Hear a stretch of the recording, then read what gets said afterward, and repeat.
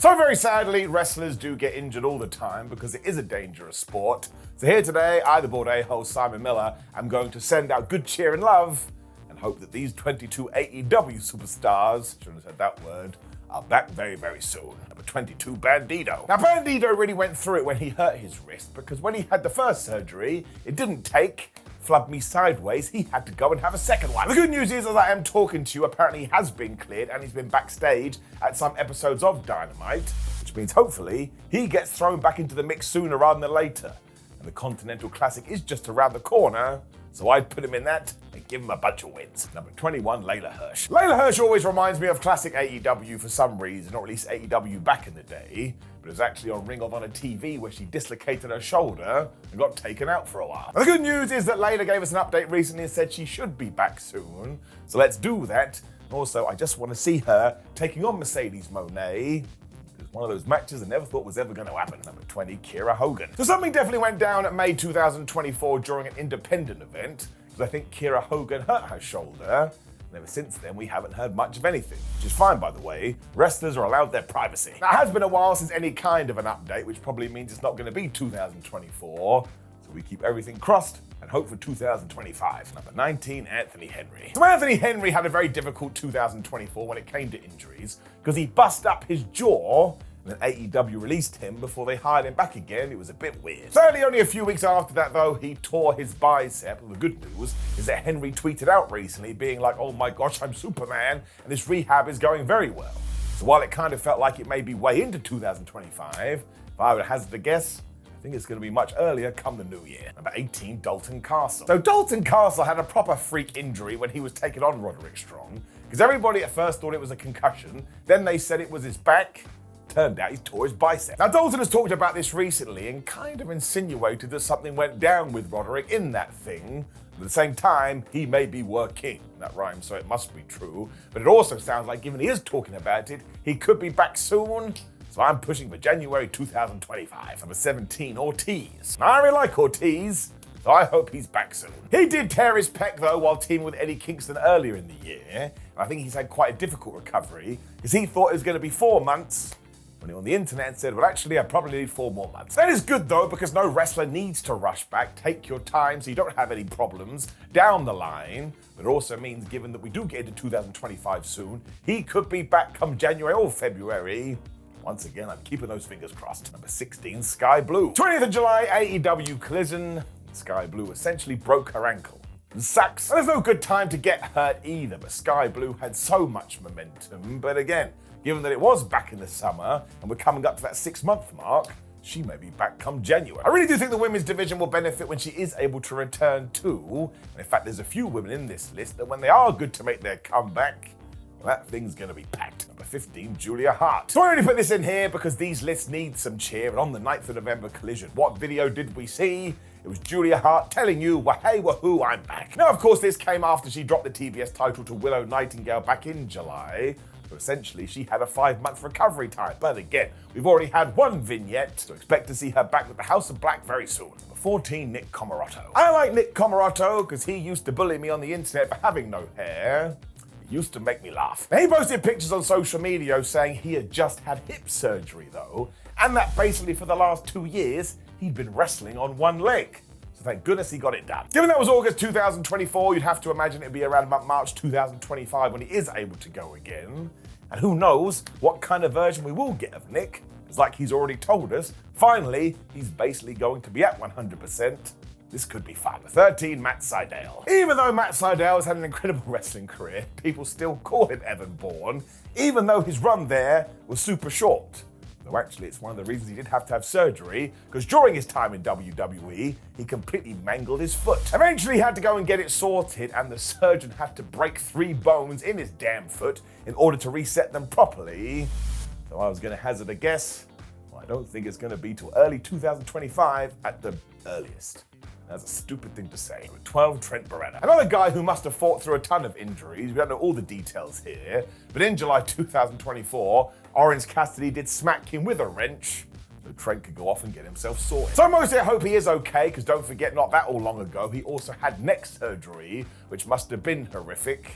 So I'll put a random time frame of the summer 2025. But this is another one, man. You have given loads. You deserve some time off. Number 11, Rio. When it comes to the first ever AEW Women's World Champion, the constant conversation is always, why does she have so much time off?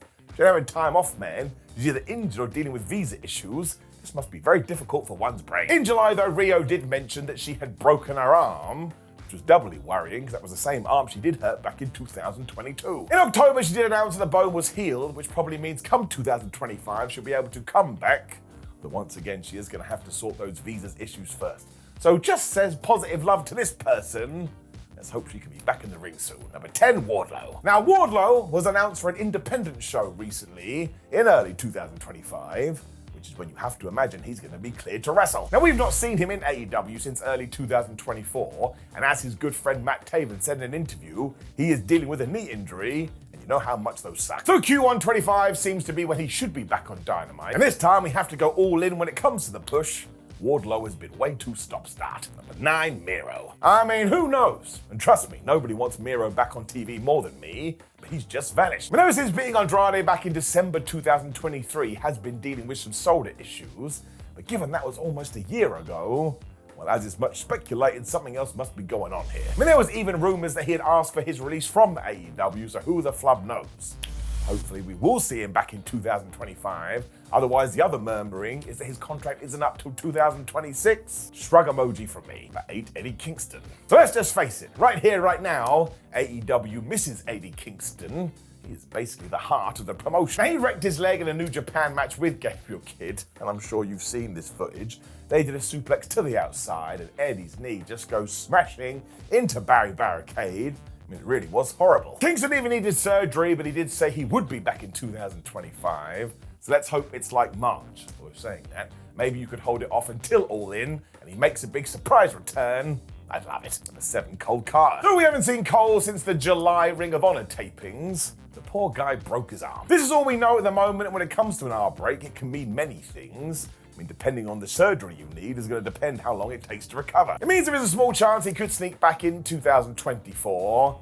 Otherwise, if I was going to hazard a guess, I would say January 2025. Number 6, Kota Ibushi. So 2021 was an awful year for Kota Ibushi because this guy just went through the ringer to the point when he finally did come back.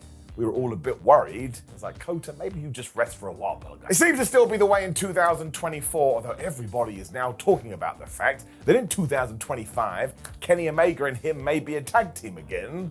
So this time, let's hope he's okay. Most of all, though, health and happiness before professional wrestling. Like, I love sports entertainment, but it's the most important of the least important things. Number 5, Kenny Omega. And given that we have just spoken about Kenny Omega, this one seems like more positive news, because he was in a New Japan ring recently, saying, well, maybe I'm good to come back. He even got into it backstage with Gate Kid. Now, do not forget that Kenny almost died following a bout of diverticulitis, so no matter what he's able to do, I am just going to do the dance of joy. But everything is pointing to those January New Japan shows, which means he should be back on January 4th. Now, I really don't care even if he does return at 80%. He's still going to be better than most people anyway. But again, to go through all this and then get back in the squared circle, he should have all the time in the world. Number 4, The Blade. The Butcher and The Blade were such an effective tag team, and once again, when you go through the lore of AEW, they were stuck slap bang in the middle. Now, we haven't seen The Blade since January 2024 because he did have a back issue, but he was another one that went on social media and said he waited until September to get the surgery. I would presume because he was trying to rehab the thing. So that makes me a sad panda. That must do havoc with your brain. You try, and then realize, I gotta go and get it. He also posted footage of him in a back brace, so I think we need to be patient with this one. Let's hope he's good to go again by spring 2025. Number 3, Keith Lee. So let me just give you some headline news. I don't care about the rest of it. I just hope Keith Lee is okay. Because 3 or so years ago, he did have a terrible reaction to COVID, and it sounded like he was fighting for his life. So the fact that he's still up and walking around, who cares about anything else? Fightful Select also gave an update about this and basically said AEW sees it as an undisclosed medical situation. It makes it sound really, really serious. So of course I would love to see Keith Lee back in the ring come 2025, but even if he's not able to, it doesn't matter. He's already given us plenty of memories. Number 2, Adam Copeland. So Adam Copeland is just the man, because despite being in his 50s, and despite already having a Hall of Fame career, he was still jumping off cages in order to try and entertain us. I mean, that is one cool guy. And sure, it didn't go right here because he did land on his leg and basically shatter it to the point he had to go and have surgery. I don't think he's going to be back until way into 2025. I mean, he mentioned a year at one point, which means he too could come back at All In. So I would do that casino gauntlet, have him be a surprise. You know what? He should win it as well. Number 1, Killswitch. So we shall use his original name, Luk Jurus, and I'm sure you did see this news. He got struck down with pneumonia from nowhere. It sounds like it was really, really bad. So again, just all the positive thoughts with that dude. I mean, not only did it take him out the ring, but it took him out the gym too, and he was essentially told, you just have to rest. Just to kind of tie it personally into me, I have met him a few times, and believe you me, he is such a good old chap. Brian Alvarez on the Wrestling Observer even said it may affect his career completely, so we tie it into other things we've said here. Please just get better. If you can ever step foot back in the ring, that would be awesome. Probably ain't going to be until late 2025. So there is just a rundown of all the people that are on the outs at the moment with AEW, but join me and get in the comments, and let's just say get better, get well done. It'd be like sending them a greeting card. Otherwise, please do like the video, share the video and subscribe, and click the video on the screen for yet more AEW nonsense from me, Simon Miller. But otherwise, I appreciate you, my friends. See you soon.